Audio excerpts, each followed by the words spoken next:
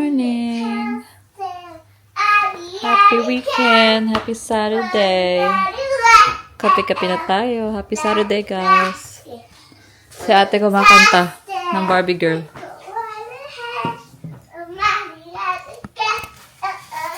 Magpapak na ako kasi uwi kami today. So, I'll pack and then I'll go to the girls' cabin.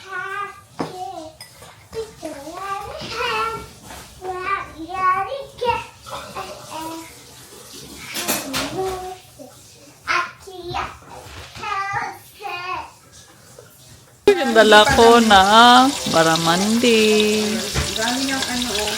Hindi lang nakatabingi. Ay, naka-shape. Di ba yung kinainan natin naka-shape? Pero in fairness, meron silang ganyan dito. Hello pa. Ay, saan muna? Ilagay ko na? Ito na yun. Aga natin mag-bloset. Yes, yung Bicol Express. Ano kasi lang nagsitulog ba? Nagsitulog? Maaga din. Nung umalis kami? Okay. Pag-alis ko. Sarap. Ayan. Oh, ang sarap, guys. Yung in-order, yung binili ko yan, bala ko, hihiwain ko sana yan ng 3 kasi ako lang kakain. So, buli na lang. Umabot pa siya dito. Sabi ko, adaling ko na lang dito pala. Para pahirapan Para pahirapan kita. Magprito. Pero ang birthday ko. Pahirapan na back to kitchen ka na. Kitchen na ako. Hindi, yan sarap kasi yung lulutuin niya pagpunta sa amin. Oo. Eh, kasi hindi na inabot. So, dito niya daw lutuin. Ito, natuloy din. Oh, diba? Natuloy. Salamat. No worry. Ayan guys, maaga tayong kakanta habang nagluluto siya. Kantahan ko daw siya. Para library naman tayo ngayon. Yun na lang may itutulong. Ito yung makakontribute ko dito. Tinatal Kasi nag-prep na yung isa kahapon. Oh, tumulong na siya. Ako wala. Ito lang. Kakantahan na lang kita. Sorry. 25 minutes pa na rin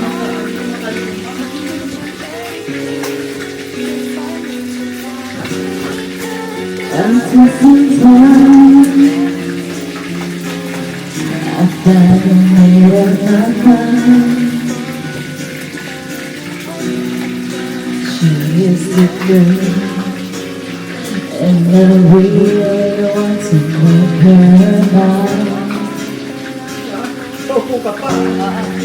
I'm searching everywhere. Para ka nasa ano. Live pa na ako dito.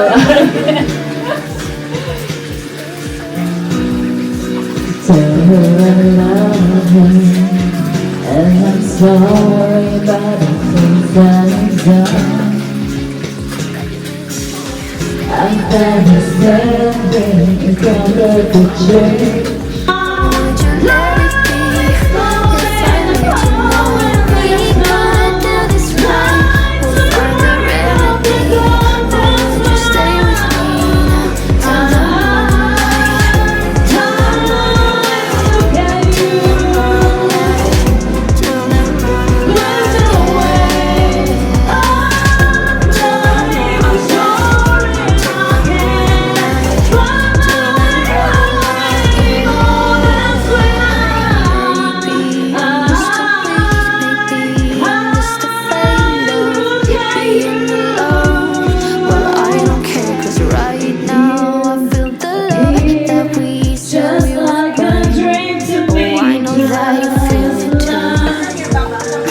Maglagay tayo ng tagyan. Ang ganda nga yan. May kinta. Hindi mo makita. Laro lang yan. Sarap ko. Ay, tira niyo yung Bicol Express ni Manay. Tapos baglang nabagsak ko pa, no? Sarap. O, tingnan niyo yung aming isda. Dance, Alor!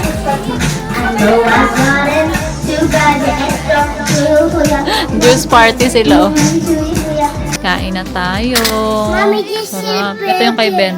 Mommy, Yeah. got a burger. Is it a burger? Yeah, it's kind of like a burger. That's Daddy's. Mommy, Riker's gonna eat now too. where's some more? Mommy, you baby. Mommy, wake up. Why? You wake up. sabi niya, oh, it's so cute. The baby.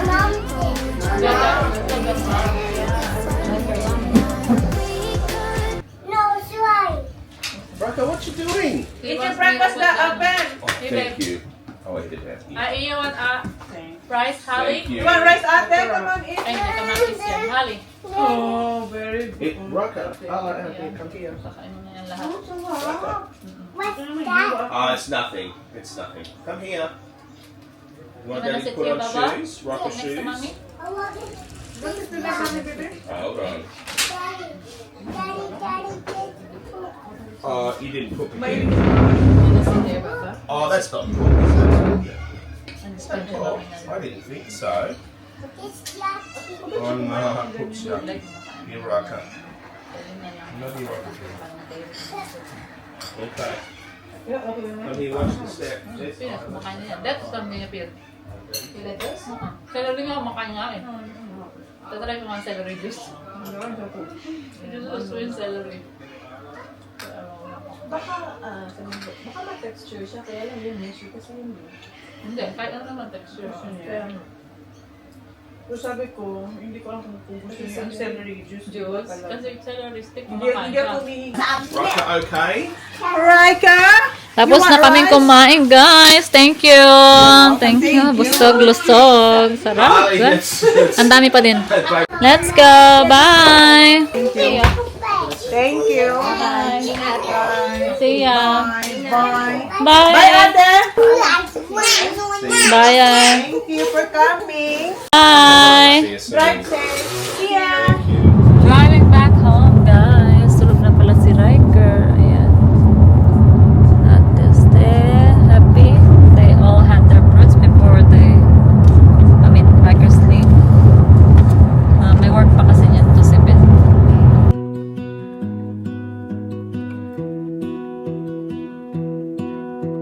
I lose my breath whenever I see you.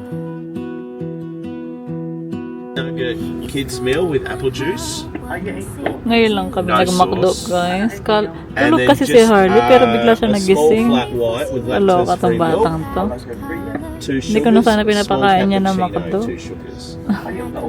Chips or anything? Oh my God. As always. He wants one too. You better get Oh, are you there? Yeah, sorry, my other kid just woke up, so I'll get a 3 nugget. They both woke up. That is absolutely See, I brilliant. told you. Oh, babe. Bili lang sana kami ng kape, guys. Kasi ang tagal na, Just want since nung bumalik kami Oh, galing they're Pinas, happy. hindi kami It's been a nag-McDo. long time. Tinan mo si Harley. Happy siya. So one's a 3, one's a 6. Happy siya. Yeah, no, you got it right. Well Happy done. siya. What's the extra? Kain na sila. Ka. you set my world on fire. Nagwawala si Riker, guys. Bahay na kami. We're home and I have to get all my laundry out. I don't know what I'd do without you. You make me smile. What is it that you do? Mag-laundry tayo, guys. Life was great till we So, ayan, nag-unpack na ako.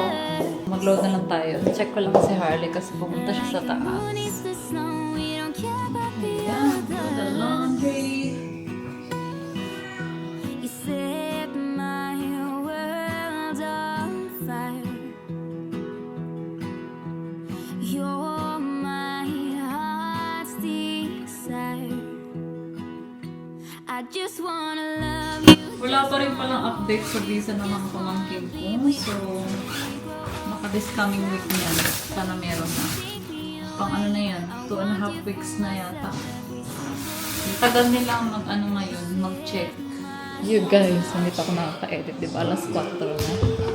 Because I've been reading this book nga and I'm doing my research because I am gonna change Harley's diet. Harley and Riker, kinda, but I'm gonna go more stricter to Harley because it's mas importante sa kanya to eh. So, I'm gonna go Whole Foods. Although kumakain naman silang Whole Foods. Pero I'm going with gluten-free and dairy-free. And of course, processed sugar. So, I've been searching kung saan yung mga closest na organic shop dito sa amin. So, meron ako nakitang dalawang shop. So, I'm gonna check that out. And, yeah, we're just gonna go with all our vegetables and fruits na organics and even meats. So, steak yan, mga grass-fed and yung mga sliced ham for sandwiches, organic. And, yeah, yung mga croissant niya, yung mga bread gluten-free. Pero bibilan ko pa rin si Ben. Ako kasi hindi naman ako masyadong matinapay din. So, pero okay lang sa akin yung... Kasi nakabili na ako before ng gluten-free na croissant and it's fine for me. Pero kay Ben, ayaw niya kasi ng gluten free. Kasi nga, wala rin lasa. Lalo na pag pizza, guys. But anyway, bibili rin ako ng hindi gluten-free na bread para kay Ben. And yeah, for the kids, it will be all gluten-free. Pasta kasi okay naman siya. Even yung healthy na sauce for the pasta, masarap siya. Yeah, because it would really benefit her a lot, they said. So, because I've been doing my research and, you know, as a parent with special needs kids, you gotta try everything that you can para kasi yung problem ko sa kanya ngayon is pabalik talaga namin galing Pilipinas is yung behavior niya. I don't know, maybe because just normally kasi okay naman siya mag-adapt sa change. Pero sabi ng OT and speech niya ngayon, sobrang dami kasi ng change talaga. And kahit nga tayo, di ba, nahihirapan maglipat lang ng bahay and all yung mga, you know, bagong trabaho, di ba? Basta sa ngayon sa kanya is parang nag-struggle talaga yung behavior niya. So, yeah. So, ngayon nga, meron siyang chewy. So, pag nagpaprostrate siya, yun yung pinapakagat ko sa kanya. Kasi nga, nagkakagat na siya ngayon. Pero yung damit. So, we really decide we gotta do something and change her diet. Yun lang kasi yung nakita ko sa research ko ngayon. Because I stumbled upon this website. And this girl made a book about yung approach niya is all natural, like sa anak niya na may autism din, and it said it worked, and sa mga testimonials din ng iba is it is working. And then may yung isa ring mommy dun sa class ni Harley, yung anak niya is on gluten-free and dairy-free na din. So, and yung feedback naman niya is gumagana naman sa anak niya and yung concentration is much better. So, I guess, why not try, diba? Wala namang mawawala. So, basta itry natin and hoping na may magawa kay Harley. So, ayun. So, I just been searching on what products to buy, what's recommended. Dito sa libro na binili ko, although American kasi siya, so, yung mga cleaner food brands dito na nakalagay is obviously not here in Australia. So, nagre-research na lang ako na kung ano meron. So, I'm lucky din kasi nandito nga kami sa Australia kasi mas marami ng ganitong mga pagkain dito. Alam mo yun na easy na makikita sa grocery or sa, you know, organic shop kasi nga meron naman na dito. I mean, marami na dito. So, kung nasa Pilipinas, ay naku. Yung parang mas mahirap, di ba? So, nililista ko lang yung mga kailangan kong bilhin kasi ano naman na, mag-grocery naman na ako niyan. So, pero yung gusto ko lang naman talaga is, yung maganda lang kay Harley is kumakain siya ng gulay. So, yun. So, okay na okay yung celery ng umangat-ngat yan. Pero ang gagawin ko this time din is, i-juice ko siya. Nag-juice naman na kami before, kaso nga nasira nga yung juicer ko, so wala akong juicer ngayon. So, pero hindi ko na-try before is yung pure na celery lang, yung as-is lang. Kasi maganda daw yung pang heavy metal detox. So, tignan natin kung maiinom niya. So, see how we go, and that's what we can do naman is just try and try. try everything. Yeah, so kung gusto nyo rin basahin tong na-research ko, just comment down below. Kung gusto nyo i-share ko sa inyo to, yung mga parents dyan na may special needs kids, kagaya ko. Kasi alam ko meron mga nanonood sa akin kasi marami rin nag-message sa akin on Instagram. So, I'm happy to share to you guys this one. Pero meron naman siyang free e-book, yung starter niya, pero yung pinaka-libro niya talagang volume 1 is you have to buy it. So all this is gonna be really new to me, guys, and trial and error din to. So katulad niyan, I'm looking at like the best organic almond milk dito sa Australia kasi ngayon recommend naman dun sa libro binabasa ko is American brand. So, katulad niya, meron na akong almond milk dito before. So, ayan, ito na yung pinaka-organic na almond milk na nakuha ko before. And if you look at the nutritional information niya is, or yung ingredients niya is, meron pa rin canola or vegetable oil. So, again, dun sa nabasa kong libro, ito yung mga iiwasan mong oil is vegetable oil, sunflower oil, canola oil. Dapat mag-switch daw into organic, extra virgin oil or avocado oil or coconut oil. So, kaya nga nakikita ko yung kapatid ni Ben ngayon, gumagawa siya ng sarili niyang almond milk. May nahanap na ako, guys. So, it's from the brand Pure Harvest Organic Almond Unsweetened. So, yun daw yung pinaka okay na ingredients. So, yan yung hanapin ko ngayon yun sa grocery, no? Dito kami sa playground, guys. Ang ganda ng weather today. Dinner na sila, guys. Nag-order lang ako ng gluten-free pasta bolognese. Si Harley tapos na. Ayun, si Riker hindi pa. Ako hindi pa ako gutom eh. So, dami ko pa naman nakain kanina. But anyway, initin ko lang yung Bicol Express ko kasi nag-take out ako kanina doon. So, nagsain lang ako ng konti. Pero, may pa ako kain. Alas 7 na. Pero, hindi pa ako gutom. Babat na tayo, guys. Kakain na pala ako. Nagutom na ako. Pinatulog na pala ni Ben yung kids. 8 o'clock na.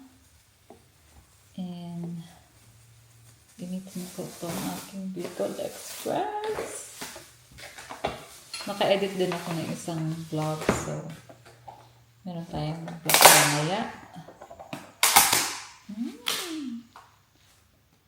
Meron pa itong ulam. Ulam ko pa ito bukas, guys.